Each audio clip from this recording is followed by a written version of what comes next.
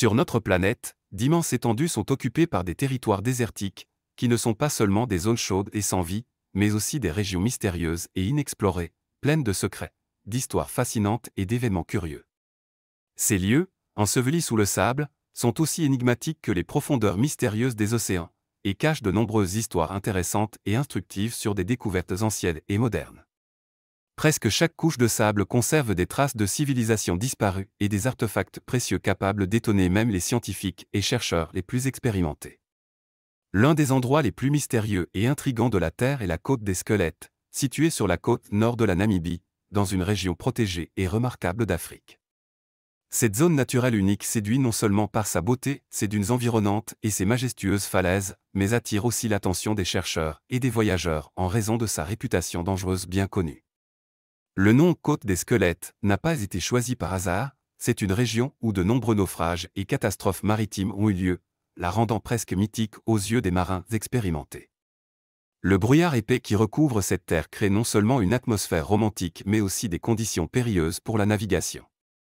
Des changements soudains des courants océaniques et d'énormes vagues attendent les voyageurs malchanceux, les déstabilisant avec des récifs cachés et des navires engloutis, semblant abandonnés depuis longtemps. Il n'est donc pas étonnant que de nombreux marins se demandent pourquoi ils continuent de choisir cette route, tout en sachant les difficultés qui peuvent les attendre.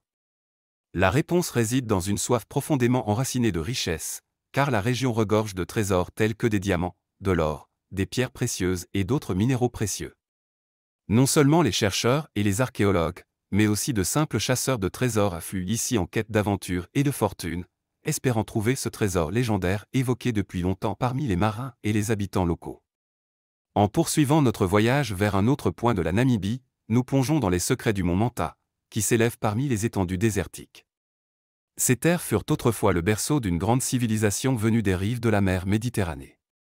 Des représentants de la race blanche, dotés de vastes connaissances en agriculture, en construction et en commerce, fondèrent un État prospère dans cet environnement désertique hostile, une véritable perle au milieu de nulle part. Les peuples voisins, comme l'Égypte antique, ne pouvaient que rêver des ressources et de la richesse dont jouissaient les habitants des montagnes de Manta. Les fouilles récentes menées par un groupe d'archéologues au cœur du Sahara ont été une véritable révélation. Ils ont découvert les restes parfaitement conservés d'anciens peuples ayant habité cette terre depuis des temps immémoriaux. Grâce à une analyse approfondie des images satellites et d'autres technologies modernes, les scientifiques ont confirmé qu'il existait autrefois plus d'une centaine de villages sur ce site, chacun étant entouré de puissants murs de forteresses, témoignant d'un système de défense et d'organisation avancé. Malgré ces nombreuses confirmations, les récits sur l'ancienneté de cette région continuent de susciter de nombreuses questions, car tout semble trop bien aligné et documenté. Il semble que même un petit nombre de chercheurs, tant anciens que modernes, n'aient pas encore pleinement saisi à quel point cet endroit est profond et mystérieux. En 2012, des chercheurs sont tombés sur un avion abandonné et détruit un modèle P-40 qui était activement utilisé pendant la Seconde Guerre mondiale. Cette découverte est devenue un symbole de toutes les aventures et tragédies que le désert renferme, cachant à la fois des trésors et des chansons sur les côtés sombres de la guerre. Laissez-vous maintenant transporter dans un tout autre coin de la Namibie et découvrez la ville abandonnée de Kolmanskop.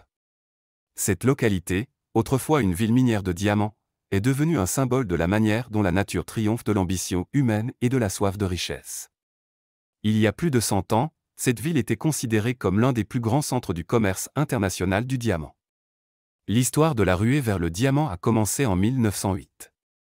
Un cheminot, vaquant simplement à ses occupations, a découvert une petite pierre précieuse qui allait déclencher un changement rapide.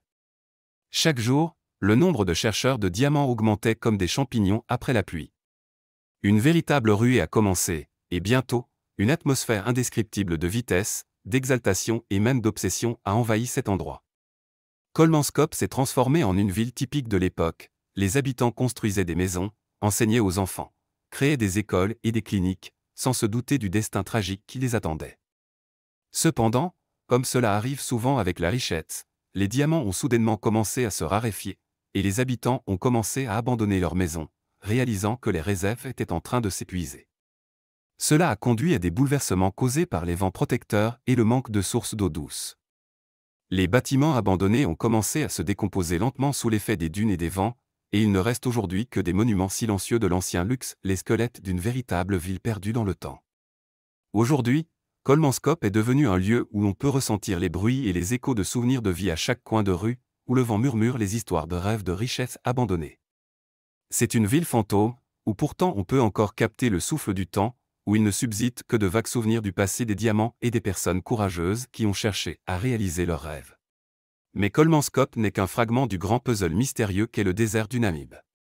Si vous continuez votre voyage à travers ces étendues brûlantes et silencieuses, vous finirez peut-être par tomber sur un autre lieu tout aussi fascinant, la vallée de la Lune, un paysage lunaire sculpté par le vent et le temps. Ici, les collines rocheuses se dressent comme les ossements d'un monde ancien, et les couleurs varient entre les tons gris, ocre et noir. Il suffit de quelques minutes de silence pour ressentir la profondeur du lieu, comme si l'on se trouvait au cœur d'un sanctuaire oublié. Les scientifiques disent que cette vallée remonte à plus de 500 millions d'années. Et les artistes, eux, parlent d'un endroit où le temps lui-même semble s'être arrêté, suspendu entre la roche et l'éther. Non loin de là, dans les profondeurs du désert, subsiste un autre secret, l'épave du Edward Bolen. Ce navire allemand, autrefois fier vaisseau commercial, s'est échoué en 1909 sur une plage de sable humide, piégé par le brouillard impénétrable qui longeait la Skeleton Coast. Les années ont passé, les dunes ont avancé, et aujourd'hui, l'épave repose à des centaines de mètres de l'océan, comme si elle avait navigué à travers la terre. Son squelette rouillé gît dans le sable, entouré par le silence absolu. On raconte que des oiseaux marins y nichent parfois, comme pour garder la mémoire d'un équipage perdu.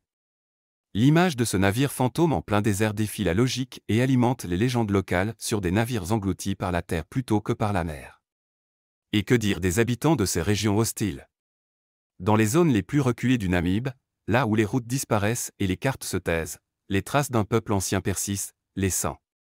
Aussi appelés Bochimans, ils sont considérés comme les plus anciens habitants d'Afrique australe.